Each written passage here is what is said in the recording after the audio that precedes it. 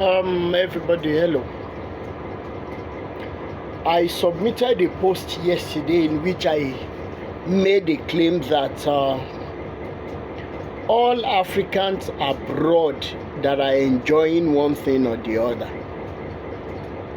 those things that we are enjoying abroad, they're actually supplied by the blood of our brothers and sisters, of our relatives, of our families back home.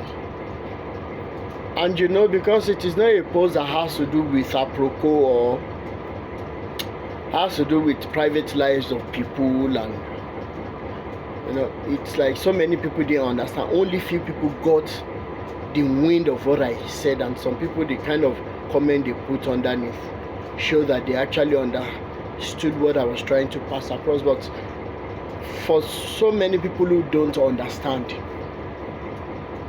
let's come back home to what is happening in Africa.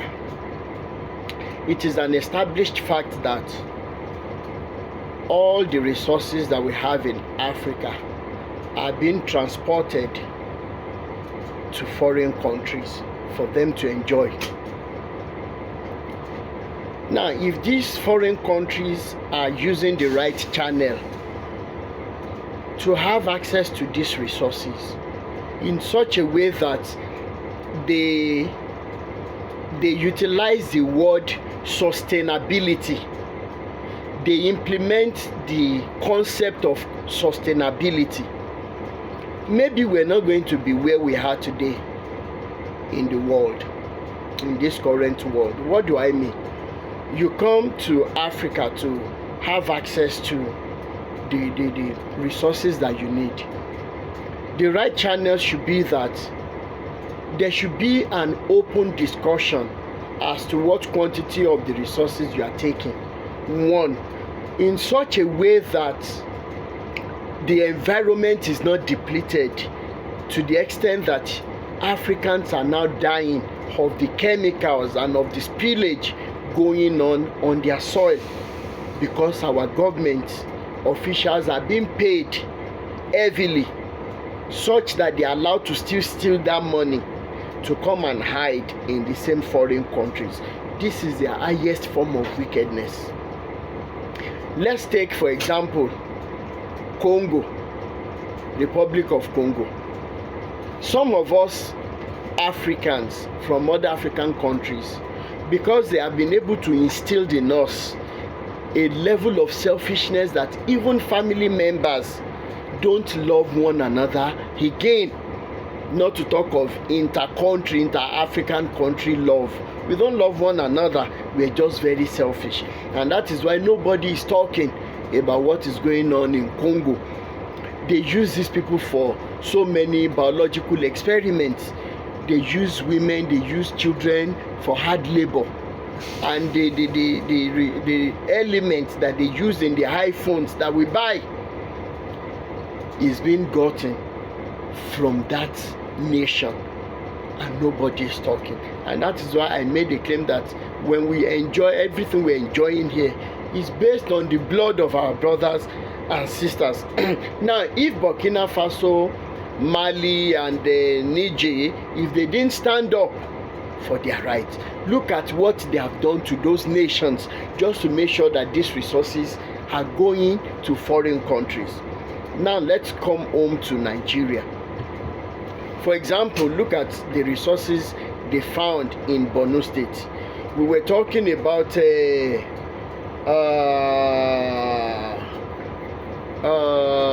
Californium, which was 27.1 million US dollars per gram on world market scale. And they discovered this in Borno State, and nobody is asking why our own brothers are being equipped with sophisticated weapons to be killing people in that state just because they are taking out this resource heavily outside every day. Now they discovered Frenchium again, which is even far more expensive than Californium. These resources are being used for building of nuclear weapon. Okay, now our own brothers that we call bandits, that we call terrorists, that we call Fulani headsmen, which are actually equipped by foreign countries, okay? And when they equip them, our government is being manipulated by their own acceptance that, okay, it is the Fulani headsmen. Because how can we possibly have a nation where Buhari said that they claim that the cattle are being seen as human beings, and we sat down without doing anything? What about our forest products? Because so many of you who are not in that line, you will not know how many products that can come from forest. You think when we say forest, it is only the trees. We have forgotten the other importance, but yet our trees are finding their ways to China, okay, to so many other countries. Look at what France did to them in these countries before they chased them out.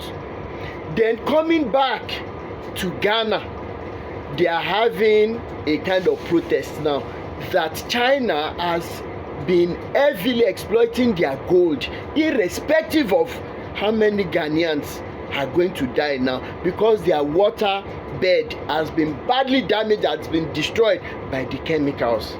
And yet our African leaders turn the other way. They are not doing anything about it.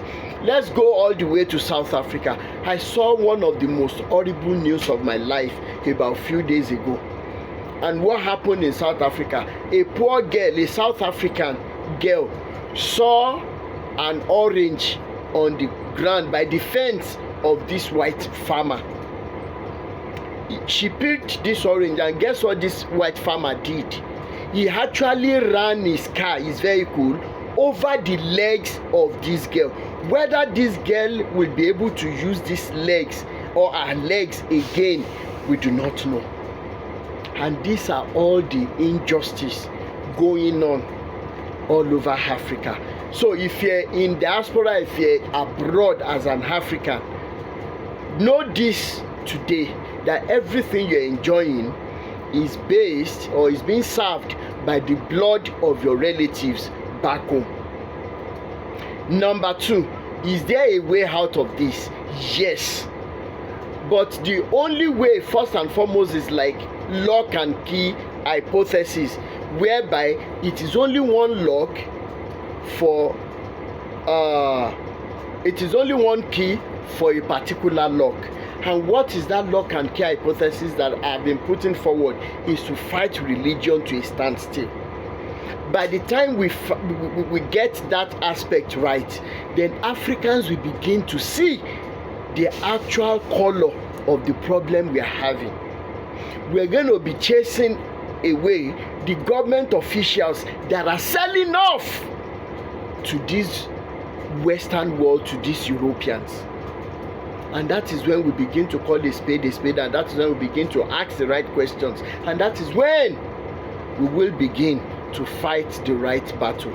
And until that religious revolution comes, we plead to all Africans to hold in there, to hang in tight there, because this liberation will be set off by this generation. It is either a do or die affair. Some of us are ready to donate or to spill our own blood to make sure that our children and the coming generation do not meet all these levels of injustice. My name remains Rotimi Daniels. Awo koko lojo loro ti babo loro ba gbo, kí ló fẹ́ fi mí ṣe. One love, Africa.